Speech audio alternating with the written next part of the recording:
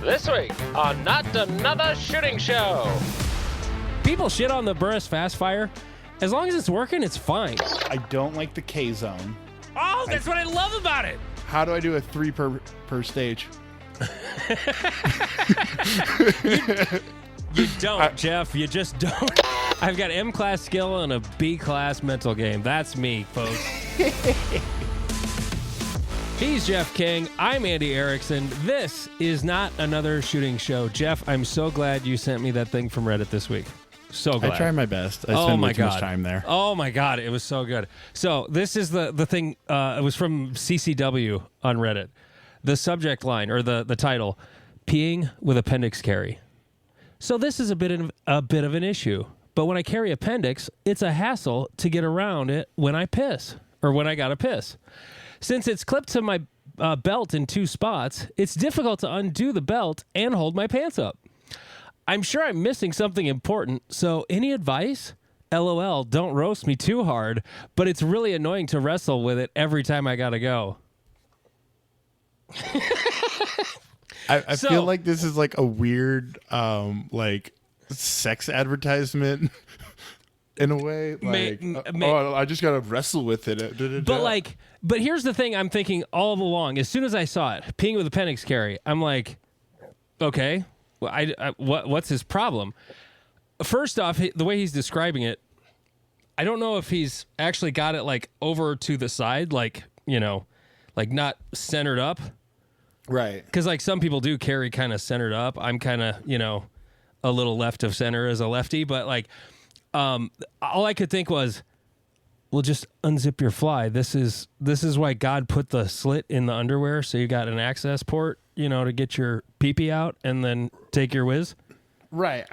I kind of wonder if he might have one of the like sidecar carry, like one of those obscene like gun in the middle magazine tourniquet knife, basically. Yeah, like I don't know. I've never had a problem with either, you know, holding the gun and the other side of my pants and the other side of my pants. Like I don't know. I've never struggled with this concept. Like I'm more worried about like accidentally getting looked at by the person standing next to me rather than my gun. Here's the thing though. Like, if it's like, I don't get why he needs to undo his belt. He doesn't need to undo his belt. He just needs to unzip his fly and pull his dick out and piss. But there was an explanation. I dug into the comments. I went deep into the comments. Most of them are just kind of making jokes and making fun of him, and he's a good sport about it. But he gave an explanation in one of the sub comments. Got my dick caught in a zipper when I was a kid and never peed that way again. Oh no! Oh, poor so he's guy. he's traumatized. That's why. Yes, he's got PTSD. That's why he's afraid to just piss through his zipper or fly, whatever. Anyway, so on to other things happening in shooting. Jeff and I are big USPSA nerds. This is the first episode of our show. We're going to save the introductions for last if you don't know who we are. So if you care by the end, then you can listen there. So Area 3 Director Scott Arnburg was sacked by the board in the meeting on Monday. Now, here's a little anecdote before we jump into this, okay? The week before, on Tuesday or Wednesday, I wanted to talk to him over the phone and just pick his brain, but I was super busy, and if I just say, hey, do you have time to talk, whatever, you know, if I'd ask the question, he would just call me right away, because that's the kind of area director he is. He just calls people back as soon as he's able to. Well, I didn't have time, and he probably didn't actually have time, so I just said, hey, do you have time next week for a call? And we set a time for Tuesday at 10 a.m. The morning after the assassination, if you will. So I still called him. I said, hey, Scott, how's it going? How very Midwestern of you. And he was kind of, well, not so good. I'm like, no, I'm aware. Like, you sent me a text about 5 seconds after I saw Steger's YouTube video and was in the middle of watching it, and then I got your text. I'm like, holy shit. Okay. So the board booted Scott. Yep. Thoughts? Just initial thoughts when you heard the news. What went through your head? Well, what went through my head was, okay, I don't trust Ben, so I'm going to confirm it. So I confirmed it with several others just to make sure that my freak out was reasonable. And then I attempted to start taking different parts of USPSA into revolt. It was my first reaction. Yeah. Because Scott is a wonderfully good administrator within USPSA. He puts on good stuff. He's always been fair and just to everybody I know. I thought he was doing a good job, and with all the shenanigans, I'd already kind of been like, if they remove him, I'm done with this. So yeah, it was my line in the sand. What do you mean when you say done with this? Done with this board. Okay. So initially I wasn't happy with the board, but I saw the steps of change, and I was like, okay, these are the steps we must take to get the change that we are looking for. I wasn't a howler monkey. I wasn't to define that for those who may not know who we're a group of mainly kind of GMs and people that were they were raising up a big storm, but they weren't really actually following through from my perspective with a lot of good next step actions, because the next step actions were put people on the board, let's get rid of everybody, and I didn't feel like they were doing that. So Area 3 did that. We put a decent person on the board, and they removed them. And I'm like, okay, well then that means that the steps to correct don't work. So now we must go to the other steps. Well, and that's a thing where I disagree. I agree and I disagree, and I don't mean that in a wishy-washy way. When you say trying to follow the process and do that, and that didn't work, I think it is working. It's just got bumps in the road. Area 6 is getting turned over. Ben Berry takes over January 1st. Yeeman Lin is supposed to take over as president January 1st. Who knows what shenanigans they'll pull with that. Because I saw something about Insights posted something tonight. We're recording this on Friday the 22nd in the evening. Insights posted this stuff here. Incoming Georgia. Oh, wait. No. I want to skip to the part that was germane to what I was just talking about. Something about Yee Min may not be seated and an election is possible in the future after consultations with USPSA's California Employment Council. So I think their California Employment Council is some guy they're buddies with who is a lawyer in California, and they asked him questions. I don't think they probably have any actual counsel for that specific purpose that they're paying for. And if they are, it's just another thing they don't need to be paying for. Yes. However, I could see there being issues with California employment law, having a president that lives in California. I could see that being a problem. There's something in California law that completely messes up the simple just employment of a person because they have or the ridiculous stuff. Well, or the simple dismissing, because California. Oh, sure. For how much gun people like to shit on California, they have extremely strong labor laws. Whether you agree with them or not, they have them. And firing someone who is not white, who's a veteran, you start getting into some stuff with California. Yeah. So, I mean, that's a thing. But as far as the whole, the next steps, and I'm actually going to be holding a Zoom meeting with our section coordinator, Robert Olson, and a bunch of the clubs. I don't know how many are attending. I didn't ask for a response that you're showing up, but I know there are a number of people from within our section, which is North and South Dakota and Nebraska, that will be on this call tomorrow morning, and to just discuss how we're going to handle major matches. Primarily, the Great Plains section is what I'm concerned about because I'm the match director for that, and I just wanted the other clubs' opinions before I just did anything, right? And it's not going to be the same. It will be different. Well, let me say this: the match won't be different. To the shooter on the ground, it won't really be different. compared to previous years. How it is run from the parts that nobody ever really sees or cares about will probably be drastically different.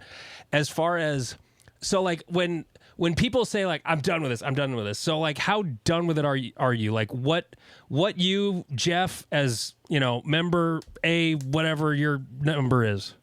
Okay. What? Unfortunately, it's an L now. Oh, you hopped on the $500 life bandwagon?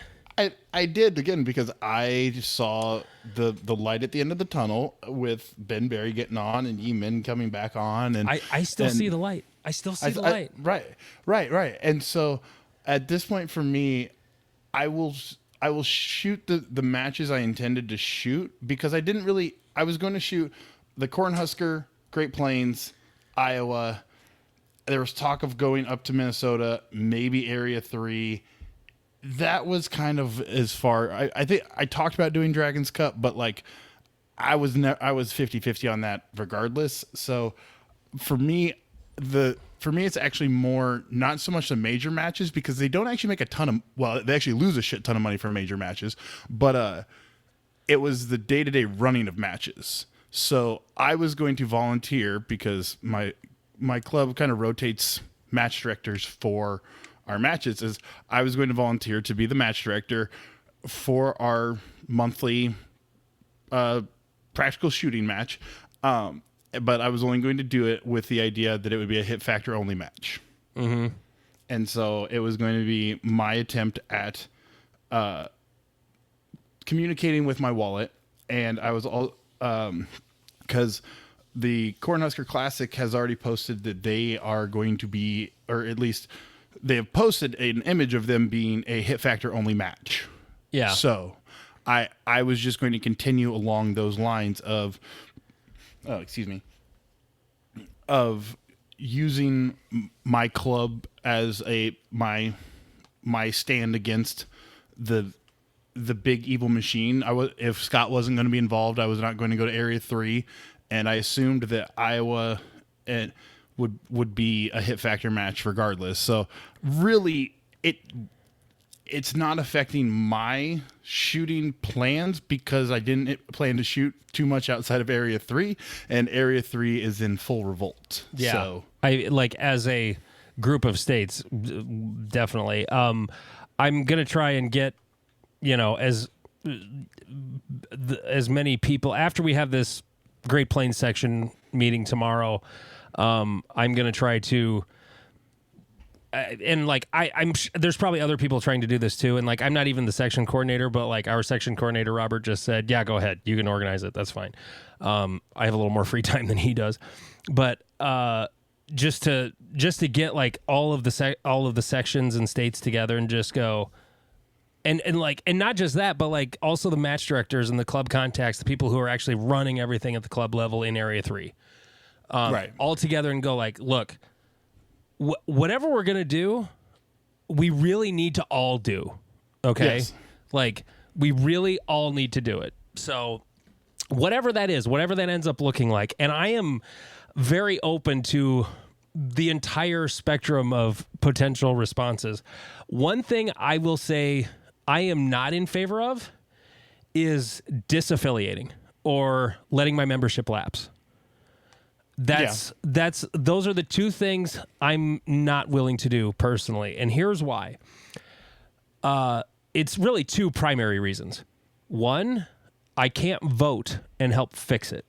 Correct. That's reason number one. Reason number two is, if I take my ball and quit and go home, and I, disaffiliate my club and I'm not a member anymore, and then the people who do stay behind get it fixed and get the board unfucked, then I'm going to just come waltzing back in and, oh, USPSA is great again. Yeah. Like, that's lame. Yes. To like bail and then come back when the getting's good again without doing anything. And you can say, well, I left. Well, okay. The colonists could have, gone back to England, or they could have, moved down to South America or some other place where there wasn't a British colony, but they didn't. Okay. Like, I'm going to stay here and I'm going to fight the good fight. And eventually we're going to get this fixed.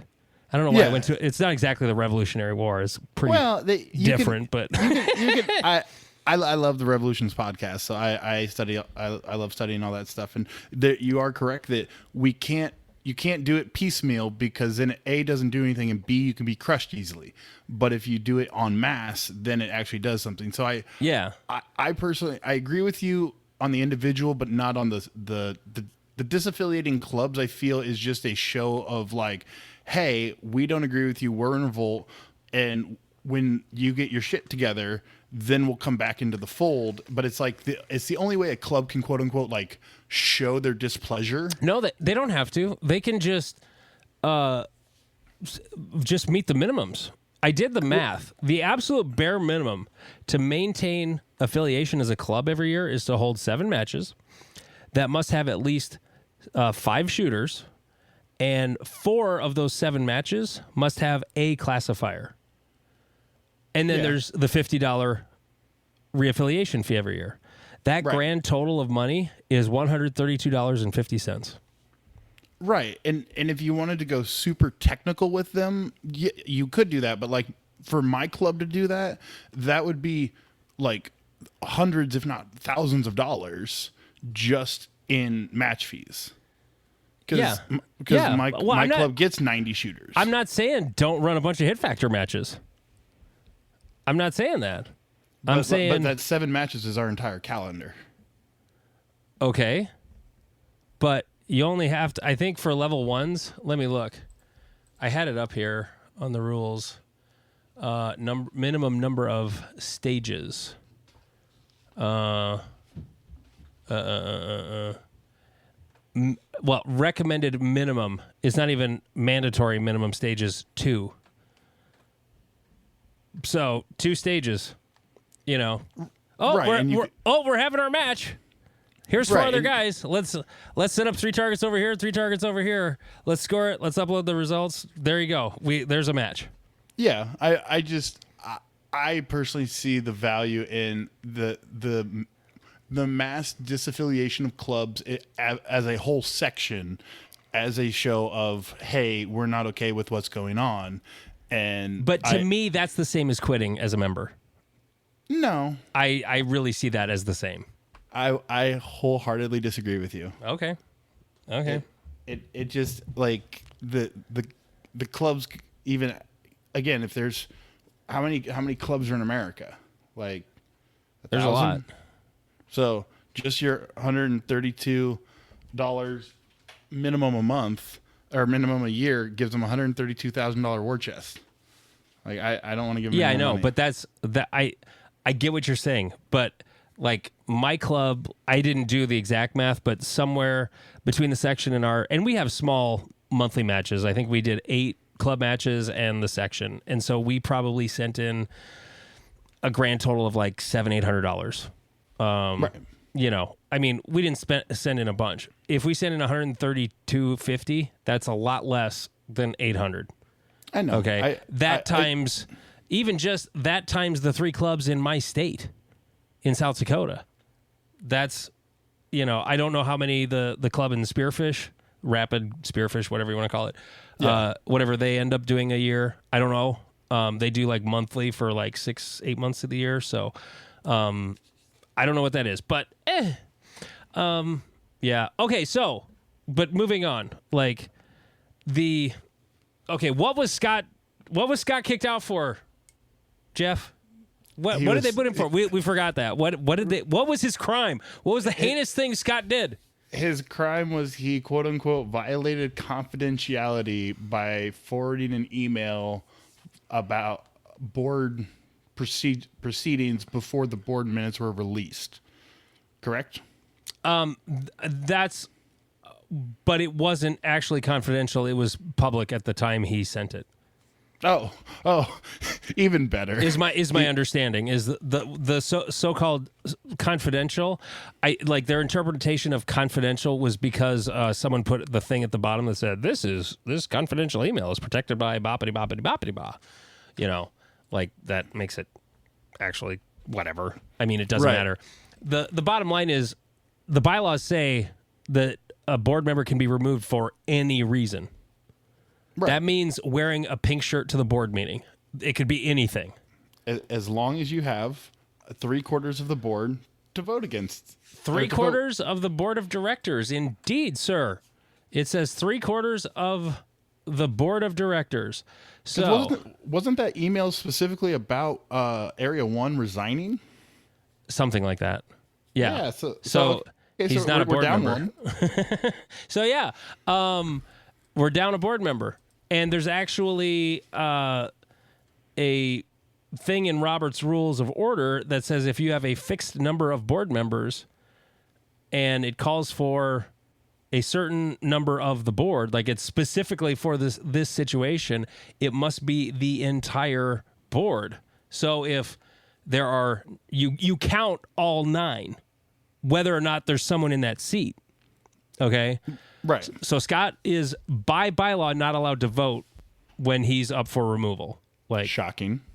But that's in the bylaws, and it has been forever. I know. Yeah. They're not allowed to vote. But they're not a no vote, but they're not a yes vote either. So right. It's essentially making it harder. Like they really gotta want to get rid of him. Okay. Right. So in other words, it has to be unanimous or one less than unanimous. What's one less than unanimous out of 9 board members minus the guy who's not allowed to vote, Jeff? 8. Yeah. Well, that would be 8 is unanimous. But 3/4 is 6.2 something. Right. So that means you need 7. How many votes did they have for his removal? I believe it was 6 because Frank Rizzi... It was 6. Yes, you're right. It was 6. I may not be an expert at math, but I'm starting to see that math might not be the strong suit of this board. No, you're batting 1,000 tonight on this show, that's for sure. So they had 6 votes to remove. Now they had a quorum, but removal of a board member does not say 3/4 of the quorum. It says 3/4 of the board of directors. That is defined as the 8 area directors and the president. Right. So, but bylaws, schmylaws. Who needs to follow bylaws when you can just do what you want to, right? How the bylaw where you have considered to have resigned from the board if you are not an RO, a certified RO, right? Oh yeah, that little rule. Maybe someone should talk to Mel about it. Yeah. But he got to keep his position because he's in the club. Right. He's part of the Yes Man crew. Yep. On the board. And he got a vote and he got to sit at the table for some reason. And he threw a hissy fit at Area 3 too, but he no discipline there. Whatever. I wish I would have seen that. It was on the bay next to mine. I didn't hear it going on, but I was working in bay. God, I don't remember what bay I was in. I remember my stage like clockwork, but I don't remember what bay I was in. Okay, so some things that were written on the internet. Oh God, what is his name? One of the board members, Area 8. What is his name? Damn it, Russell Fortney. Yep. He wrote this thing that was all about Scott. He's a wonderful guy and blah blah blah. But the only fault of this is Scott's. Yep. And it's okay. Scott's fault for somehow sending out not confidential information that was somehow confidential. But yes. even if he had, like, it didn't necessitate kicking him off the board. That's kind of the other thing here too. Is even if he is like the grand leaker, which by the way, I've got a bunch of shit insights posted tonight that obviously is not coming from Scott because he's not on the board anymore. But did the punishment fit the crime? No, but they wanted to get rid of Scott. Yeah, because he was calling them on all their bullshit, and they didn't like it. So Scott must die. Yeah, right. And they're grasping at straws. The first thing I thought of, and it's a little bit of a flip, but it's the Al Capone thing. Like he did all this terrible thing, but we got him on tax fraud, so we're good. Yeah. And you're like, but that doesn't feel like it did. They're coming out like, we won. They're circling the wagons. We won, and you're like, but you didn't. Like you made it worse. Yeah. No, it's amazing. Wasn't that an episode of South Park? Scott Arnburg must die. No, Scott Tenorman must die. That was, yeah. It should be Scott Arnburg must die. Okay, so one of the dumb things that was said by a board member this week was a comment Leighton Oosthuizen put on somewhere something. There was a screenshot of it going around Instagram. So here's the thing he wrote. The issue with the inconsistency and accuracy of the information leaked. Or the issue was with the inconsistency and accuracy of the information leaked. This way you'll be able to see through the smoke screens. Your mama hopefully taught you to follow the laws as well. Laws? What about bylaws? Did mama teach you to follow the bylaws, Leighton? Balanced budgets come from revenue equaling expenses. You know what? Indeed they do, Leighton. They do come from revenue equaling expenses. But it does not assume that you only raise revenue to keep the budget in the black. You can also do it by reducing expenses. You know, like when I want to buy a new gun and my wife says, hey, we don't really have money for that this month because we got to travel out to Rapid City for a gymnastics meet. Oh, so if I bought the gun and we had to go to Rapid, that would get us out of our budget. Well, then I guess I'm going to wait to buy the gun. That's how being a grown-up works. He goes on. So the drive to bankrupt USPSA by pressuring clubs to disaffiliate will reduce income. Care to explain how you want to deal with that? Cancel nationals? Cut off IPSC? Well, you don't have to cancel nationals, but you can combine them. How they lose money on every single gathering, and then are like, we're going to keep doing this times 7. And well, you're like, the nationals why? have to be held, but they don't have to hold 9 different nationals. Right. That like they could hold 1 handgun nationals or 2, and then multi-gun, and then steel challenge, and that's it. Like you can get away with 3 or 4, real easy. Right. And actually, I don't think they even have to hold a multi-gun nationals. I was about to say, I believe it's been several years that they did not hold multi-gun nationals because multi-gun USPSA is not well shot. Right. So, yeah. So there was that's Leighton, speaking logic, I guess. The other stuff that came out on Insights, like from anybody listening to this, they probably already heard this already. Incoming Georgia section coordinator Mark Stamper. You know who Mark Stamper was? I think. I'm not sure. I think he is. Wasn't he the guy that Troy balled out at Open PCC Nats and that he got in trouble for? Isn't that the same guy? I'm not sure. I'm bad with names, but that would be glorious if it was. I'm pretty sure it is the same guy. If it's not, my apologies. I could be wrong, but I think it is the same guy. I don't know. Anyway, oops, wrong tab. Wrong tab. Okay, so incoming Georgia section coordinator Mark Stamper recently distributed an email to clubs throughout Georgia calling for clubs to cease paying activity fees to USPSA until Scott Arnburg is reseated as Area 3 director. This is also from Practical Shooting Insights. According to sources, Bruce Wells is now calling MDs throughout Georgia to demand that they recall Mark Stamper as an incoming Georgia section coordinator. I was talking to my section coordinator today, Jeff. Robert, Robert, right? Oh, yeah. Great dude. So he was telling me how the sections themselves really aren't defined, and USPSA doesn't really have any authority over the section entities in and of itself. They're just sort of autonomous entities within USPSA. This is part of the division of, the local organization, so that USPSA doesn't have to take care of everything all around the country. Right. Smaller, like a club, and then there's a section, which is a group of clubs, and then an area, which is a group of sections. So they don't really control those. But he's trying to pressure them into recalling him. Bruce Wells also informed some members today that he was pushing for Scott's suspension, not removal, but some other board members are asking him to stop. Oh, wait, no, they're talking about suspension from USPSA. Oh, God. Yeah. Yeah, once you've made a mistake, you double down on it. Yeah, and then you double down on it again because Yeah. because that will get the people who are upset at your first double down to go, oh, our bad, dude. You're suspending him? Yeah. Our bad. Here's the thing. Here's the one thing we haven't talked about in all this, really, except I did slightly at the beginning, is Scott. Like, if you were going to create a guy out of whole cloth who is everything you would want in an area director, a guy who is not afraid of transparency, he has integrity. I have shot the Iowa section match that he has been a part of running, which has been way longer than I've even been shooting. But like even before I knew Scott, I would see him as a range master, approaching a shooter, talking to him. He was never a pushover, but he was incredibly fair. And if there was a way in the rule book to side on the shooter, especially when it came to poppers. Oh God. He was if he could find a rule in the rule book to side with the shooter, like he would. He's never been out to screw the shooters, Right. But if it's not there, he's like, sorry, this is how it is, Yeah.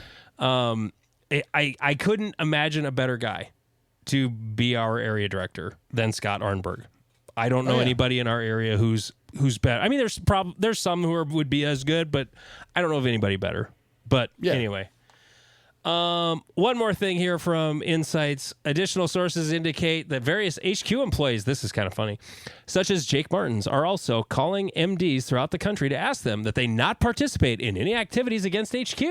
The common line being presented to MDs by HQ is that, quote, USPSA offers a common rule set and a classifier system, unquote, to competitors when questions on the lack of value that USPSA provides to clubs. So they're actually calling and say, please don't do this. Please don't do this. Because the clubs can do it. Like, there's nothing they can do about it. Yeah. And again, this is, for going back to our earlier conversation, this is what that disaffiliation is doing, is putting that pressure that's making them sit there and call at every single club and getting them super nervous, and they'll start backstabbing each other into doing weird, dumb things or resigning because they're like, I'm done. I'm just done with this crap. And then everyone comes back in because like, oh, we'll just reaffiliate. Now everything's good. Yeah. Like I understand your point, but I understand why they're doing it. And I support them for doing it, because imagine if like, and I know people don't think about this, but like California is one of the biggest regions of USPSA shooting in the country. Oh yeah.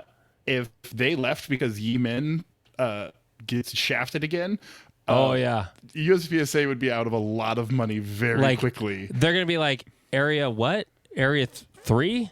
What? Like, Area 3, are we it's either us or Area 1, the least populated area?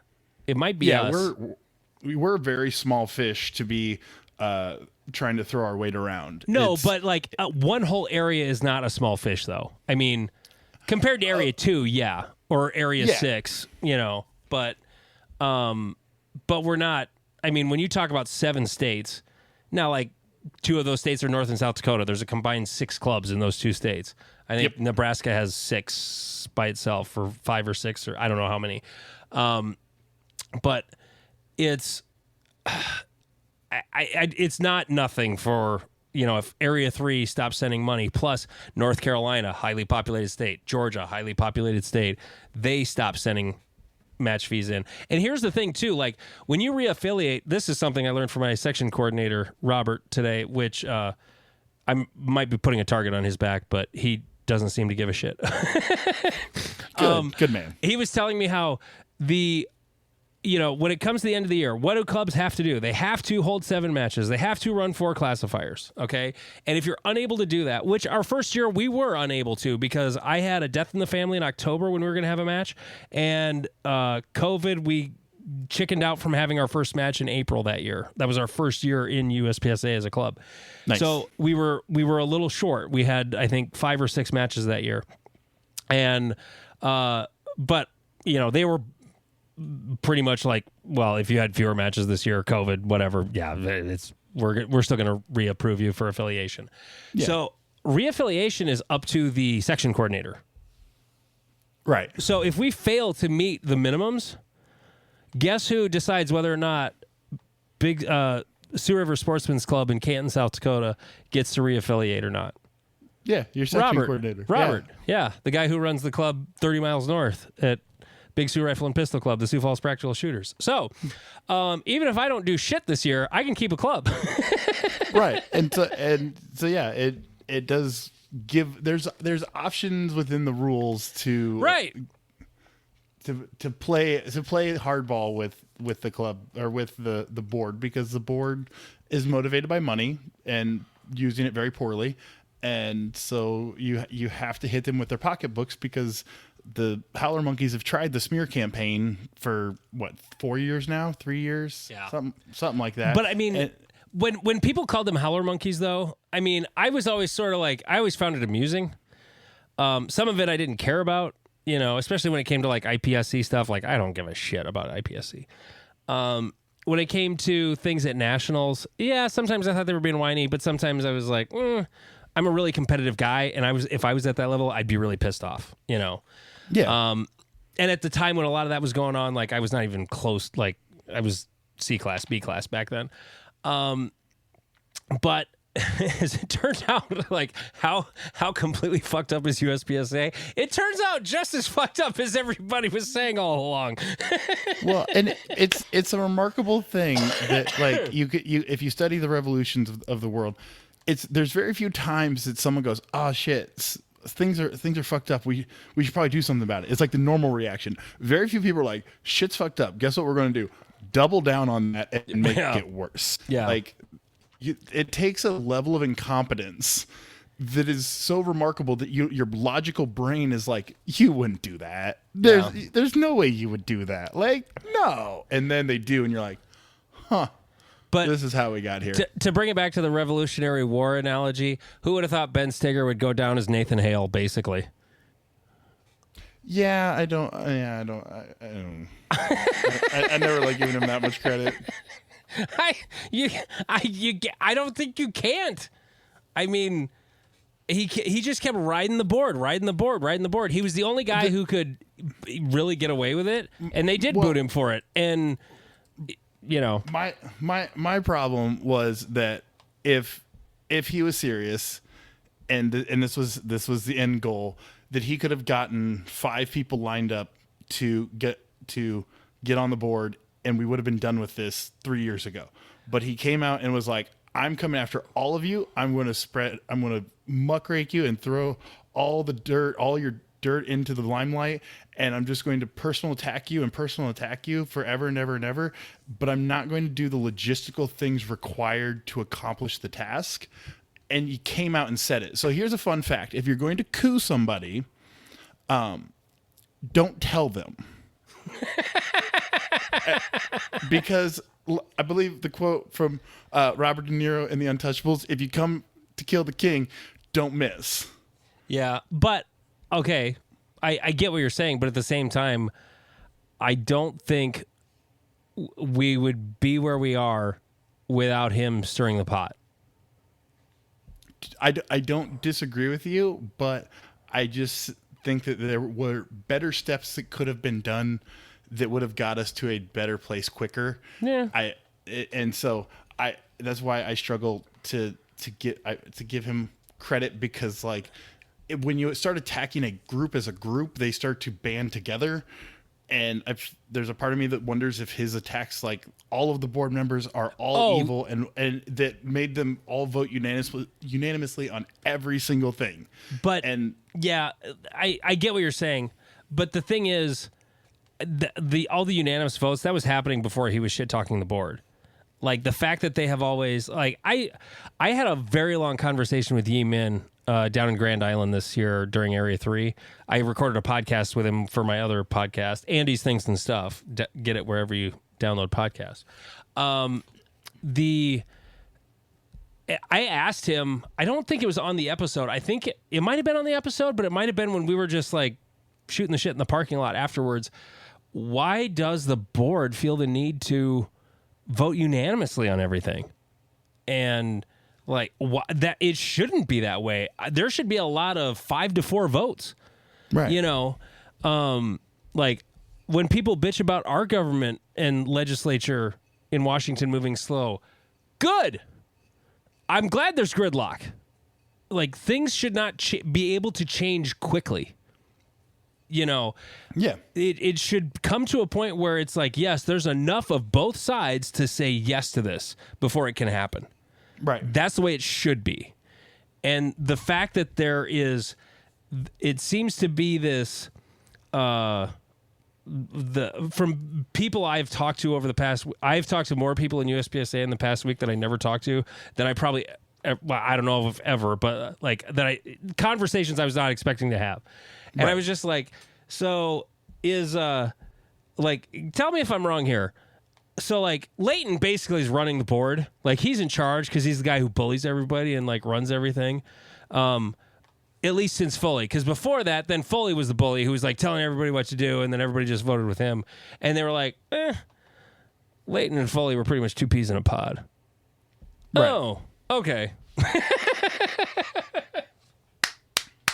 Oh, it's so fun. But anyway, there's the USPSA drama.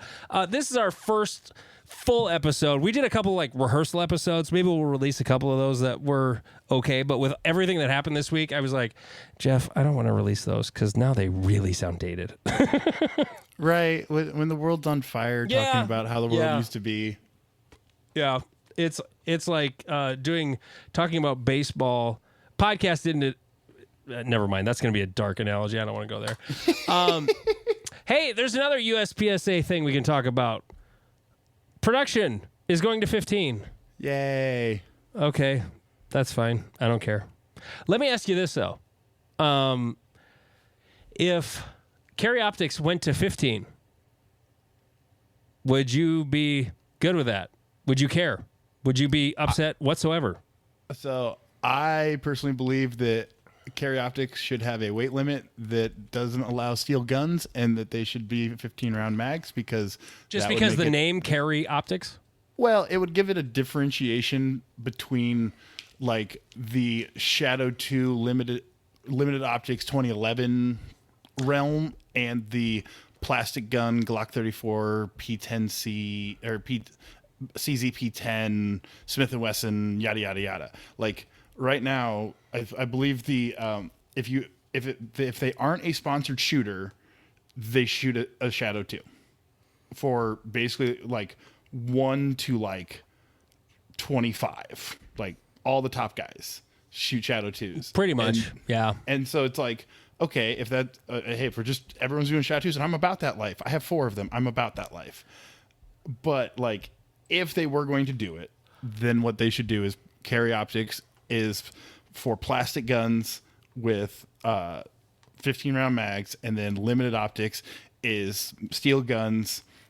Get rid of the mag wells and allow the 2011s. And then to me, that there would at least be a differentiation, because right now to shoot, the difference between Carry Optics and limited optics is safety on and magwell. And you can put a magwell, yes. Yeah, I mean the magwell is not. Although, have you ever shot a division with a magwell, Jeff? A single stack, regular. Okay, well, yeah. But you're right. But no, I shot limited for the first 3 years that I shot, which one year was just with a Glock 17, and then I shot with a Glock 35 for 2 years, and then I shot 1 year with a CZ Tac Sport Orange. Let me tell you, if I start messing around just for fun with my Tac Sport Orange, I don't really have to practice reloads. I just throw them in, and it's cake. It's super easy. It really is. And that really only matters when it comes to classifiers. When it comes to regular field courses, I can't remember the last time I gacked a reload in a match. I gack them all the time in dry fire, constantly. I suck at reloads in dry fire. But when I'm in a match, I rarely screw up a reload. Even in a classifier, I usually nail it pretty good. But and then if you get into the modern 25-round magazines or whatever the next big magazine is, it's you're only reloading once on a stage. So it's ooh, magwell. For my one reload, I saved 0.043 seconds. But limited optics, they can have a magwell. I don't care. It's fine. They can do, I mean, everything except a comp and a frame mounted optic. Sure. Just limited. I think it would be fun if there was major in limited optics, but I think it would be nobody wants to mess with 40. No, I was about to hold totally disagree with you because of the 40 issue, because I believe 40 is what's held back. Like, I know limited is popular, but I believe it's what held it back from being like the dominant. You know what? When I started in USPSA, though, limited was like, I mean, open was the cat's ass, you know, if you went to area 3, but limited was right on its ass, you know, but there was no carry optics and there was no PCC. And actually, I think when I started, I think those were provisional. I take that back. They were a thing, but they were provisional and not a lot of people were doing it. But production was pretty huge also. Yep. So there was tons of people in all 3 of those divisions. And then the rest, single stack was still relatively popular, you know. But you don't, and I loved shooting limited. I took a bend class and completely ruined my right hand trying to shoot that tack sport orange, and I shot 1,800 rounds in 2 days. That sounds painful. I was like, 40-year-old guy who hasn't done this a long time. No, this is not this is not a thing I'm doing. And then during COVID I got bored and I had bought a Glock 34. It actually, instead of having what does it say on the side? I don't have it. We're not clickety-clacking guns. What kind of shooting podcast are we if we're not clickety-clacking guns? I know. It actually has USA stamped on the side instead of Austria. Really? And yeah, it was a made in the USA Glock 34 MOS. So it had a dot, and it was a Black Friday deal at a local gun shop here in Sioux Falls, Blue Collar Tactical. And it was like $609. I'm like, that is mine. I'm buying that right now.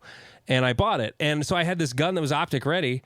And over Christmas, right before COVID hit, I ordered a Burris Fastfire just to fuck around with a dot. Yep, that was my first as well. Yeah. And you know what? People shit on the Burris Fastfire. As long as it's working, it's fine. I shot them for a whole year, and they were fine. Yeah, mine lasted an entire season and didn't break until I had to change the battery, and I tore up the battery cap. I told Burris about that I tore up the battery cap. They're like, send it in, we'll get it fixed. And they sent me a brand new optic. I was like, oh, you guys are fantastic. I like you. No, the only thing I don't like about the Burris is just it's got a really little window. Yep. But other than that, it's fine. Like, I still have 2 of them left over from when I used them, and one's on my son's Steel Challenge rifle, and the other one I think is in a box. It's not on anything right now. But anyway, I would love it. I would love it if carry optics went to 15 as well. I don't care about the plastic gun, you know, like weight limit. I just wish it was like old production rules where you got to be within a couple ounces of the weight of the published weight of the gun, you know? Yeah. I don't really care if people, because to me, I prefer lighter guns. You shoot a Shadow 2. I shoot a Glock. I'm also messing with a Canic, not the rival. It's a TP9 SFX, like their first match gun. Yeah, I just ordered a lighter recoil spring and striker spring for it, and I just put it in before we started recording, and I haven't shot it yet, but it seems a little nicer. I shot it in a couple matches, and I liked it. Yeah, I don't know. Those Canics are good guns. They've won a couple championships. They've won a few. Yeah, they have indeed. Well, at least Nils has won a couple with that gun. He could be shooting a high power if it held enough bullets. It'd probably be fine. God, that'd be hilarious. Wouldn't that be great if they made like a double stack that held 25 in a 140 millimeter magazine? Like, you wouldn't be able to say, "Oh, it's a shit gun." And you know what? I gotta say this. I teach pistol permit classes for the South Dakota Enhanced Pistol Permit Program. I've had 3 high points come in. Did I say high power earlier? Or did I say high point? I meant high point. I've had like 3 or 4 high points come to classes. You know what? None of them malfunctioned. Oh, they're utterly reliable. They're just ugly, heavy, and bulky. They're hideous. Yes, they're hideous looking guns. The triggers are ugh. But they didn't malfunction. Meanwhile, the thing that's so funny about that class is, you know, it's a lot of people who don't really shoot regularly. Yep. They're just shooting because the class requires it. I had a guy last summer who showed up with a Springfield XD in 40. Now, whatever you think of Springfield XDs or 40 Smith & Wesson as a caliber, set all of that aside, because I'm about to tell you the best part about this gun. I had everybody have their guns slide locked open on the tables, downrange, so nobody's walking around with them. And as I'm about to head back up and give instructions for the next part of the class, I look over at this pistol, and from 10 yards away, I could see there was a dust bunny in the bottom of the slide. Oh, God. I shit you not. A dust bunny back by the striker, and, when a gun's locked open, in that area under the slide, I could see it from 10 yards away, a dust bunny. And I walked over and I looked at it because I'm so curious. And I picked it up. I'm like, I wonder how many rounds this thing is going to fire until it stops running. One round, and it quit running because it had no oil. It was the most bone dry gun I've ever had show up in a class. So I ended up having to go get my That's little... impressive. Yeah. I went and got my little thing of gun oil and lubed it up, and then it ran fine after that. But God, that was funny. But no, carry optics I think should definitely be 15 rounds. I would be fine with it if they changed it. I don't know. Some people might hate that, but production's going to 15 and nobody's going to shoot it. You know what I think would save production more than anything? Exactly what they did last year. Carry optics nationals is in June. Yeah. And now all the heavy hitters are like, I don't have, there's no juice to squeeze. Right. I'm going to shoot production. It definitely is one of those really interesting conversations that everyone always talks about wanting heat in a division. Well, they made a division and all of the heat went to it. Yeah. And now it's so dominant that they're like, can you guys go back to the other divisions, please? Yeah. Because it's become so dominant. I mean, 60-70% a match is going to be carry optics, and then followed by open and PCC. And it's and then limited and production will have as many people as, well, it'll have maybe slightly more than single stack, and I guess revolver still exists, but it's become so dominant that people now hate it. Yeah. And I love the irony of those conversations when people used to, we have too many divisions. We have too many divisions. Well, they made the most popular one, and now people are like, no, come to my division. I meant for all of you to come to my division. I didn't want to go to the other divisions. I'm looking at Great Plains from last year. After we sold out 180 shooters, but there's always a bunch of no-shows. So we had 169 that shot the match. Nick Walden won it. Congratulations. He even had the high overall in CO. And then I go to how many were in CO. 68 out of 169 shot CO. I'm not real good at math, but that's not a majority, but a plurality of the match. Yeah. Limited had 31. Open had 37. PCC had 19, which is actually pretty decent. A lot of Minnesota guys. There's a pretty strong Minnesota contingent that shoots PCC. Didn't you have an Arizona contingent come up as well? Oh, yeah. We had a bunch of folks from Arizona. One of them I went to high school with, and another one, she actually was from Canton. She grew up in Canton. Yeah, because I ran into my buddy that shoots PCC, and he still holds the record for the lowest chronoed ammo that still functioned and actually completed a match. It was 96 power factor out of a PCC, and it was still knocking down steel. He didn't have a steel call the entire day. They let him get extra ammo, and all of his ammo was 96 power factor. So, but he shot for no score. He shot for no score, but he never had a calibration call. Wow, that's amazing. I'm not going to lie. I think every match should use nothing. Every major match should use nothing but hingeless steel. Where there's the ones that completely fall down. The ones that are just wedged in there, and when they're hit, they just go. There's no resistance of a hinge. They just go. Yeah, I just hate picking them up. That's the only negative of those. As far as the competitive equity, they're fantastic. Oh, 100%. The only way you're getting screwed on those is if the wind was blowing really hard and just happened to be a giant gust blowing at the back of it when you shot it. That's the only way it's not happening, which in South Dakota happens from time to time. I'm not going to lie. But yeah, so what did I have anything else? Did you have anything else? I kind of ran roughshod on the rundown. You never type anything into it, even though I send it to you. I but I apologize. We had talking about PCSL, but I wasn't sure if that. oh yeah, we can, because a lot of people are talking about PCSL is like, oh, let's just shoot PCSL. Let's just shoot PCSL. And I like PCSL. I really like the target a lot. I don't.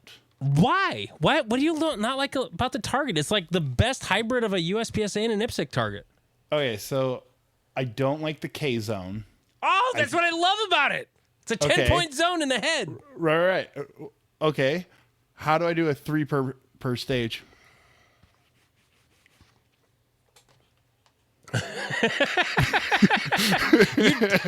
You don't, Jeff. You just don't. Okay, so we just eliminate the entire ability to do. Well, I guess one way of handling that's a great question. I never thought of that. It's actually in their rule book. So I went back and reread the rule book. Yep, it's in the rule book about the difficulty is that they basically say just don't do it. Oh. If I remember, if I read it correctly. But I was hoping they had a solution for it. Nope. Oh, okay. Well, here's the thing, though. It's basically 10 points, and it's not even in practice score to do it. You just hit 2 alpha if they get 1K. Right. But what you could do if it is 3 per, I guess you just score. If they have a K, they get 10. And if they have 2K, they get 20. And then they got all 15 points, you know. Right. It's like they're taking a risk if they don't.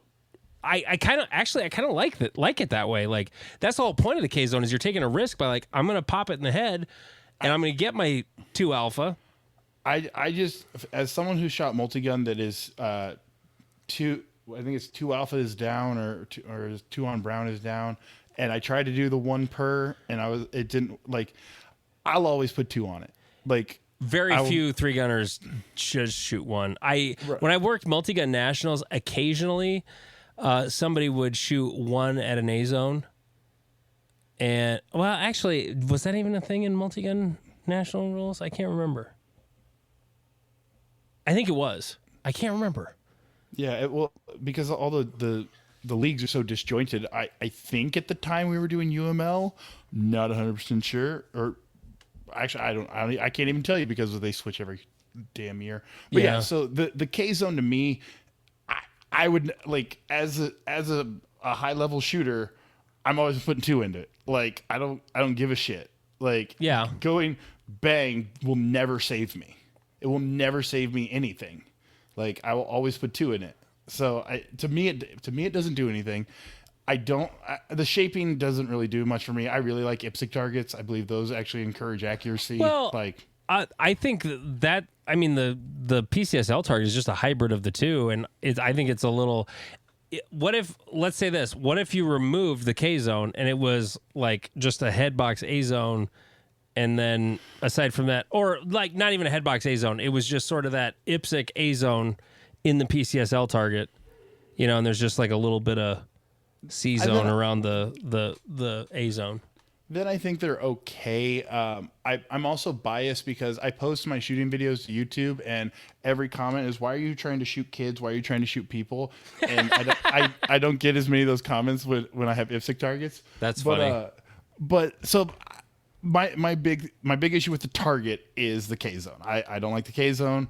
So that's my big issue there. But I believe that many of the rules aren't well thought out, and their infrastructure doesn't exist. Yeah. And so I believe the mass push to PCSL is going to find out really quickly that it's not ready for prime time. No, it'll turn into Outlaw 3-gun. Yes. Is what I think will happen, because there are enough of we would prefer you do it this way, but this is okay if you do this. Which in like the pistol rule set, the pistol only rule set, they want you to use red no shoot targets because that's congruent with the multi-gun or 3-gun rules. Yep. And I ain't painting a bunch of white targets red. Right. It also, as a match director, I'm just, especially for a club match, definitely not. And it also, there for USPSA rules, you aren't allowed to use red targets because it'll bleed out your red dot. And so it adds another layer of like logistical complexity, because now you got to get. That's not exactly the same red though. I mean, but it can bleed out your red dot. That's why the rule exists in USPSA. Tan poppers in brown dirt is fine. Fuck. We can, but the entire new logistics that you have to do to start shooting PCSO, you like you said, you need to start painting the targets red. Yeah. You need to have your black marker or tape or whatever to indicate that it's a no shoot that you can shoot through. There's a shoot through rule. I remember seeing it talked about, but I don't know a lot about it. Your equipment rules you have to completely redo. what do you mean completely redo?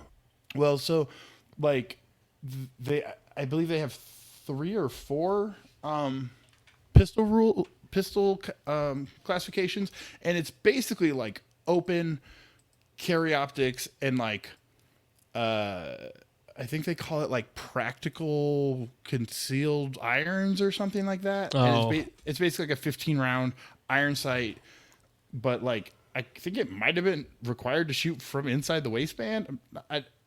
Sorry, I only had one read through on this, but and then they have a 20 instead of. So with the open division, they were like, cool, 170 millimeter magazines because everyone already knows that rule.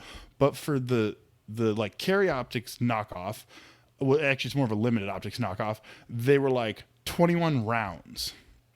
And I'm like, so it's basically like a Magpul PMag. Right, but all of us with 22 or 23 or more that's so round dumb. mags. No. It's like, okay, so how are you going to enforce it? It's I'm not going to. Like when you're talking about long magazines, it needs to be a length. It does not. It should not be a number. It just should not. But it creates a point of contention. Yeah, that it's something people are going to argue about and yell about. Right. When all you had to do was take the global standard. Like this isn't like America standard. This is like a global standard, 141 millimeter mag, and be like, cool, bet, no problem. But they made that an arbitrary rule, and so I emailed Max Leograndis. I hope I pronounced his name correctly. That's the guy. And I was like, okay, so like, how are you going to be training ROs? You're holding major matches. Like, how are you training ROs? And he goes, that's a good question. Yeah. Well, and that was the only response I got from him. And I'm like, okay, Yeah. I'm glad I asked a good question. But so that's exactly why I say it'll turn into Outlaw 3 gun, because it's a rule set, but like, yeah, but we do this with PCSL because there's no accountability when it comes to the rules. And like, to me, that is USPSA's number one selling point. Like the unified rule set they talk about, they're not wrong. To me, that is the number one thing. Classification system, don't give a shit. I want to make GM someday. Great. Going to be 47 in 2 months. It's probably not going to happen, but I'm damn sure going to make M class before I'm done. Yeah. As long as the young guys quit moving up the high hit factors and carry optics. You're already Jesus. there. You just got to hit the targets right. I've got M class skill and a B class mental game. That's me, folks. But no, without rules accountability, it doesn't matter. You can do whatever you want, You can do whatever you want. And that's the one thing, that's my one concern too with going back to, the Area 3 revolt. Okay, everybody's going to run hit factor matches. What's the rule set? Right. I've thought about that because I was wondering if the divisions were like trademarked somehow. So I was going to do the pricing was my first thought, and so like have a division for 0 to 700, another one from 701 to 1200. And honestly, the rule set question is the thing that makes me want to, and this will be what we discuss tomorrow morning, which will be in the past when this comes out, but we're having a Great Plains section meeting tomorrow, and I'm the match director for the Great Plains section championship, and my number one concern is, when it comes to putting on a match, the number one thing I care about is an equitable, well-run match when it comes to the rules. That is my number one concern. And I don't want to write a new rule book. Right. And that's my number one reason for I'm going to run the Great Plains section as a level 1. Yes, Yep. I'm going to send money to HQ. $1.50 a shooter. $1.50 a shooter instead of $2.50 a shooter. Yep, I'm going to short them $180. But it's $180 I'm shorting them. Yeah. You know, that's like one person's per diem at nationals for a day, probably, whatever that is. Yep. But that's the number one reason why I don't want to completely not have it be USPSA affiliated. I want to protest 100%, but I want a fair, equitable match. I want equipment rule clarity. I want a range master who knows, you know, who can say this is how this is going to go. And this is the ruling, period. And here's the book I can show you, and that's why. Like when it comes to sports, like I've played all kinds of sports. Like I was a football and a baseball player. I was a football referee for, gosh, how long? I did that for 5 years. I was a high school football ref. And Yep. that's when and I've always been into the rules of sports. When I was 18 years old, I coached VFW teener baseball. And I'm probably the only 18-year-old kid who won a rules protest in South Dakota. Nice. I won a protest. A game that had ended was replayed, or not replayed, it was finished from where it ended because I protested. And so I've always been into the rules. I remember my dad told me before I started coaching baseball, he's like, if somebody tells you that, well, that's the rule, then tell them to show you the rule. Well, that's pretty common in USPSA. You know, that's a thing that, you know, well, according to blah, blah, blah, blah, blah. And then you look at it and you're like, oh, yeah, I'm screwed. Okay. You know, but, you know, what's the rule? And I've always been into that. And that's why I really, really want that. And, you know, that's what I'm going to say on the Zoom meeting tomorrow. But meanwhile, the Cornhusker Classic down there in Omaha, in your town, you know, as long as there's a rule set and a division rule set and equipment set, I think it's much easier for you guys to rebel than me, I think. Yeah. At least when it comes to your level 2. Well, and we have like an institutional inertia that will keep it. It's like, I don't know if this is bad legalese to say, but it's just going to be USPSA light. Like it's like all the same safety rules, all the same like foot fault rules, all the same like barrel rules. We're probably going to do all the same shit. You guys could have 15-round carry optics. Right. You should. Well, the rule that I want us to use, and I think the match director wants to use, I'm not 100% sure. I'm not claiming that this is going to happen, but I want it to. You have to stay within the fault lines. Oh. How fun. You could make fun stages if you force people to stay in the fault lines. That would be a great, as long as it's the same as IPSC, where if you fall out, as long as you re-enter where you fell out, you're fine. Yeah. Like, if you get a procedural for exiting the fault lines, that's stupid. 100% agree. But as long as you re-enter where you exited, then I think you're fine. Yes, I will. Because Todd will be on the call tomorrow, and I'm going to tell him he should definitely do that, and he should have 15-round carry optics. Yes, that would be so much fun. Would be fun. I would love it. Hell, 10-round carry optics would be fun. Like, honestly, I shot production for half a season. It was great. It was so different. Gaming stages. It was so drastically different. It was a lot of fun. I liked it. It creates a level of. So I run a sport called Pro-Am, and it's 10-round magazines at all times, and there's a par time, and so those 10 rounds go by real quick, and you start going, how many rounds are still in my gun? Uh-oh, I'm scared. And so I have a video of me literally reloading, racking my gun, watching a round fall out, and then going to slide lock on the last target because I lost count, and I was like, no. Yeah, it does open up some possibilities for things to be experimented with a little bit, and I think 15-round carry optics at the Cornhusker Classic is a wonderful idea. I really do. I look forward to hearing about this. Okay, so Jeff, who the hell are we? Our first podcast of Not Another Shooting Show. Who are you? What's your deal? What do you do? My name's Jeff. I have been shooting this sport for about 7 years in about 7 divisions. I am a carry optics masterclass shooter that likes to travel around and shoot matches, and basically all my friends in the world are associated through this sport, and so I absolutely love it, and I love talking about it. That's why I'm here. What about you, Andy? I'm the same thing. This won't be an only USPSA podcast. Yeah. We're coming in hot on USPSA just because of the week's events on our first episode. And I'm going to try... Do you want to cut and then I can redo it? No. Okay. I don't want to cut unless I have to. Unless you like say something racist, you know. Okay. I don't want to cut anything. That's work. I'm already editing something that's going to be over an hour.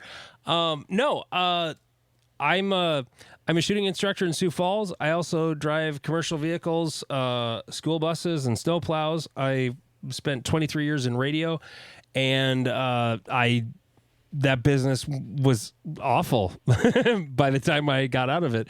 So I got out of it, and I had been teaching shooting here locally and just expanded that, and then picked up the side hustles of driving, which I also really like. I'm so much happier as a person since I started doing that, and I'm a giant USPSA nerd. So, but I'm also a hunter. I also like rifles a lot. I don't shoot a lot of shotgun outside of 3-gun when I shoot it like twice a year. We have a really cool match in Canton, south of Sioux Falls here in South Dakota, called the Cops and Robbers 3-gun. It's a match designed for police officers to come out and shoot. They shoot the cops division with duty gear, and there's a relatively strict rule set when it comes to their gear. And the robbers division is literally anything goes. You can shoot anything. So dudes will show up, like they'll run a stage with a 31 round Glock mag in their pistol with, a Terran Tactical PCC extension on it. They'll have like 41 rounds in the gun. That's totally legal in the robber division. But yeah, that's me. I'm a dad. I can't believe my house was quiet. But I also like hunting. So that's a thing that, we'll definitely talk about. I want to get Jeff into. You need to kill an animal and eat it, Jeff. It's really rewarding. I'm not against it as long as I don't have to wake up early. Well, that's kind of part of the deal. That's one of the golden hours. But the other one's in the afternoon, so you got that going for you. And you're in a state that's pretty good for deer hunting in Nebraska. I honestly don't understand deer hunting because at my dad's ranch there are packs of 20 deer about every, 150 yards. I could literally throw a stick and get one. That's kind of, if you have access to private land like that, then it's not really hunting. It's just, it's harvesting. It's harvesting. Yes, exactly. Last year I shot a cow elk for the first time, and I had to pack it out 3 miles each way. It took me 3 trips. Oh, wow. And by the 3rd trip, I hated every second of it. Yep. Like, why am I doing this? Oh, yeah, because I have all this wonderful meat that we're still eating. It was actually a year ago, 1 week from today, a year ago was when I got it. Out in Harding County, South Dakota, which is like the dark side of the moon. It's the most crazy, isolated, neat place in the Great Plains, I think. But, so that's us. This is going to be a general shooting show that's going to lean heavy on USPSA at times, but also I'm going to very much try to expand it into other places where Jeff doesn't necessarily know, and I don't necessarily know. There's one thing both of us don't know a hell of a lot about, and that's shotgun shooting. Let me tell you. I can shoot a claybird. I can shoot a pheasant. I don't really know what I'm doing. Right.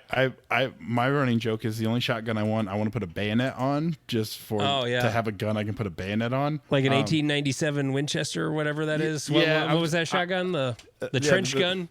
Yeah, I was going to get the Mossberg 590A1 just so that I can put a bayonet on it, which seems kind of pointless to buy a shotgun and put a bayonet on, but it appeals to my inner child. But like to give you an insight into Jeff's interest, last year, or was it this year? No, it was last year. Jeff went to Guadalcanal. Yeah. On a tour. And had he not been wise and avoided a boat ride, he could have died. Yep. But saw Guadalcanal World War II battle sites and stuff. So we wanted to save the intros of like who the hell we are for the end, because that's like the most boring part of any new podcast. So that's why we did it. So if you're still listening, thank you for listening. And we're going to do more episodes. I already paid for the Podbean subscription. So Excellent. It's a thing. So he's Jeff King. I'm Andy Erickson. This is not another shooting show.